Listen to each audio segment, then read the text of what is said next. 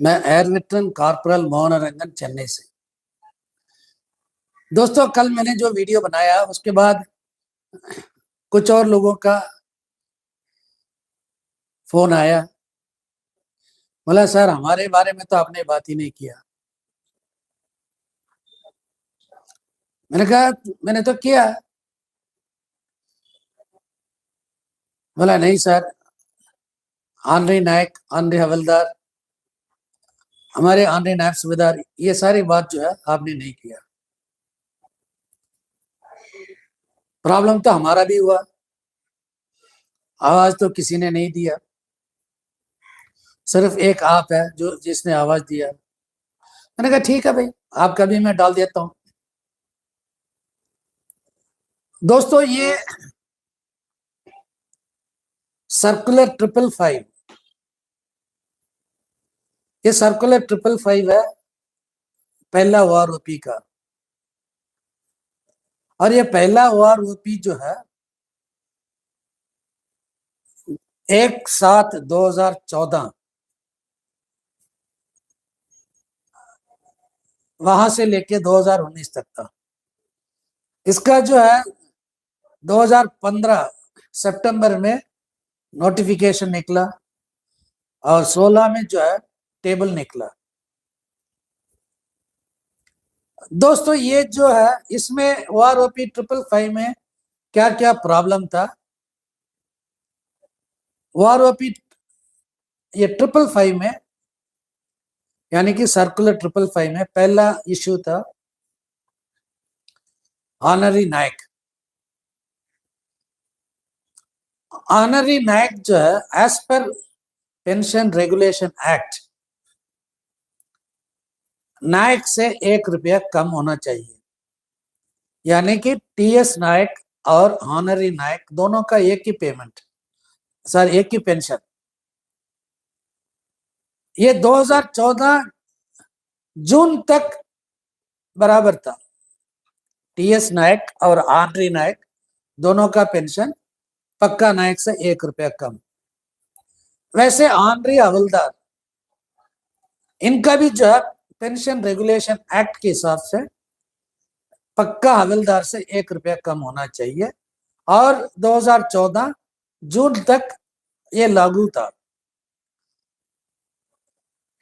अचानक 2014 जुलाई के बाद ऑनरी नायक जो है हवलदार, ये सर सिपाही बन गया, TS नायक पक्का नायक में चला गया। इसका वजह क्या है? TS नायक तो चलो ठीक है, लेकिन ऑनरी नायक वो सिपाही में इसलिए भेजा गया था, ऑफिसर में कोई ऑनरी अफसर नहीं है, लेकिन ऑफिसर्स में टाइम स्केल ऑफिसर्स है। दोस्तों ध्यान से सुन लेना, ऑफिसर्स में टाइम स्केल ऑफिसर जैसे कि लेफ्टिनेंट कर्नल TS और कर्नल TS, ये दोनों जो है टाइम स्केल, अगर इनको मौका नहीं मिला तो ये TS में वापस आते थे। और इसमें पक्का और TS में पेंशन डिफरेंस था, इसीलिए जो है सारे टाइम स्केल को जो है पक्का कर दिया। चलो ये इसके बारे में तो अभी आगे से लास्ट में बताऊंगा। और उसके बाद जो है प्री 2006 ऑनरी नायब सूबेदार, जो ऑनरी नायब सूबेदार जो है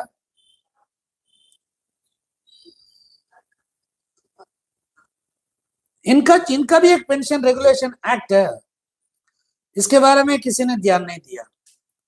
ऑनरी नायब सूबेदार का जो 100 रुपए पहले ऐड होता था हवलदार की पेंशन प्लस 100 रुपए, फिर बाद में इनका जो कानून क्या कहता है, जो हवलदार का पेंशन है उसके साथ साथ जो है 20% इनको एक्स्ट्रा मिलना चाहिए। हवलदार की पेंशन से 20% एक्स्ट्रा मिलना चाहिए, ये कानून है। लेकिन इसका जो है ये भी धज्जियां उड़ा दिया लोगों ने। फिर उसके बाद जो है अभी आते हम और कौन कौन इसके वजह से किस किस का नुकसान हुआ। अच्छा, ऑनरी नायब सूबेदार का एक और प्रॉब्लम है। जो सर्कुलर 631 जो इश्यू हुआ था 1/1/2006 से लेके 2014 जून तक था, उसके बाद फिर इनको मतलब पक्का नायब सूबेदार बनाया, फिर कच्चा ऑनरी नायब सूबेदार बना दिया। ये बहुत बड़ा मुद्दा है। कोर्ट में गया, एएफटी में पहले जीता, फिर बाद में प्रिंसिपल बेंच ने इसको मतलब ऑनरी नायब सूबेदार को फिर नीचे कर दिया। इसके साथ साथ किस किस को नुकसान हुआ?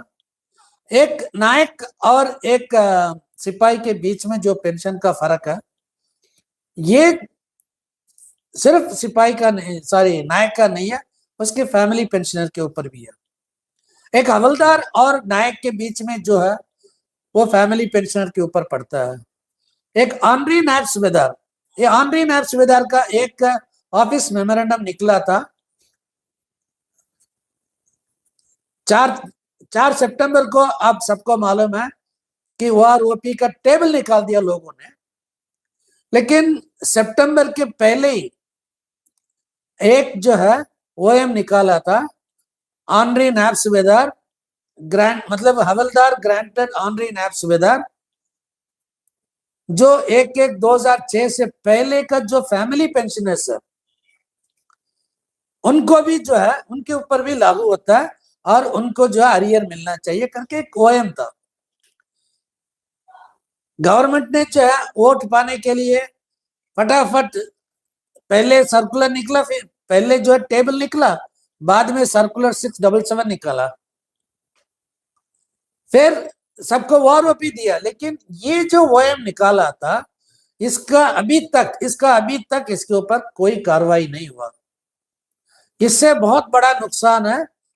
2006 से पहले जितने भी ऑनरी नायब सूबेदार के मृत्यु हुए थे उनके फैमिली पेंशनर्स के ऊपर, और 2006 के बाद 2014 से पहले जो भी ऑनरी नायब सूबेदार की मृत्यु हुए थे उनके फैमिली पेंशनर्स के ऊपर, और 2006 से पहले के जो मृत्यु हुआ लेकिन अगर एनहांस्ड फैमिली पेंशन पीरियड में था उनके साथ नाइंसाफी।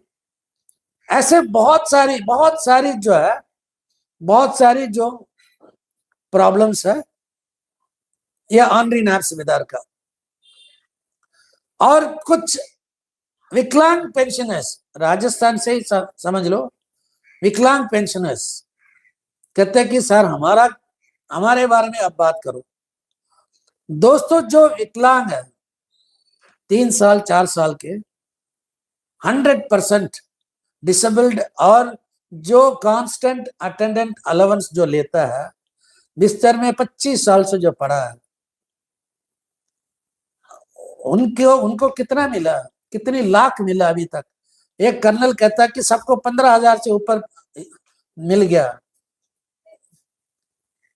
किसी को कुछ नहीं मिला, किसी को कुछ नहीं मिला। ये मैं किस लिए बता रहा हूं दोस्तों? हमारे जो संगठन JCO सुवार्स वेटरन्स एसोसिएशन चेन्नई से 2018 में हमने एक सपना देखा था, सभी सारे संगठन को एक साथ एक अम्ब्रेला के नीचे लेके आएंगे और हमारे समस्या जो है एक एक करके हम डिस्कस करके जो है बहुत बड़ा मेमोरेंडम बनाएंगे और खुद ही जाके जो है इसके बारे में चर्चा करने का, मतलब अथॉरिटीज के साथ।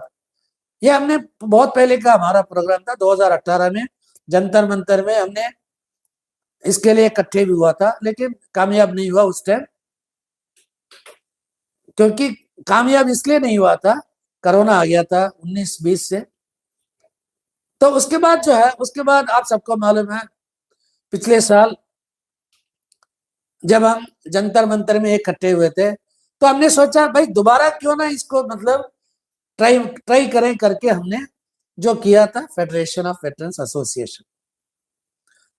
अभी उसके बारे में हम इस वीडियो में चर्चा नहीं करेंगे, लेकिन आप सबको मैं जितने भी ऑनरी नायक, ऑनरी हवलदार, 2006 से पहले के ऑनरी नायब सूबेदार और फैमिली पेंशनर्स ये सारे लोग जो है अभी फेडरेशन ऑफ वेटरन्स एसोसिएशन जिस मकसद के लिए हमने बनाया है,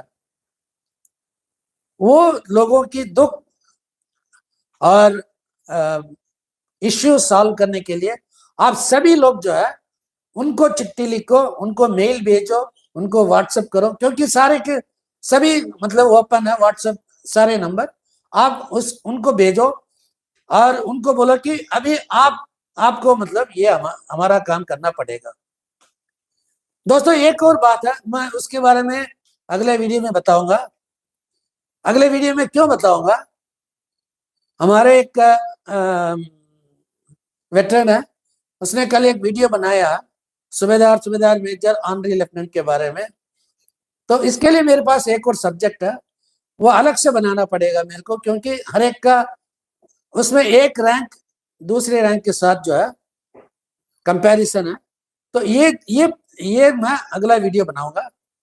और आप सब जो है फेडरेशन के जो भी अध्यक्ष है, जो भी जनरल सेक्रेटरी है, इनसे संपर्क करो, आपका पूरा प्रॉब्लम्स ये सॉल्व कर देंगे। जय हिंद, वंदे मातरम, भारत माता की जय।